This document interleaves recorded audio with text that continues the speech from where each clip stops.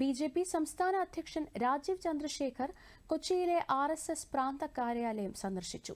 BJP. City ജില്ലാ president advocate KS. ഷൈജുവിനൊപ്പം എളമക്കരയിലെ Madhava നിവാസിലെത്തിയ അദ്ദേഹത്തെ RSS ദക്ഷിണ ക്ഷേത്ര കാര്യകാരി സദസ്യൻ PR Sasidharan, പ്രാന്തപ്രചാരക് S. Sudarshan, പ്രാന്തപ്രചാരക് പ്രമുഖ് M. Ganesan എന്നിവർ ചേർന്ന് സ്വീകരിച്ചു.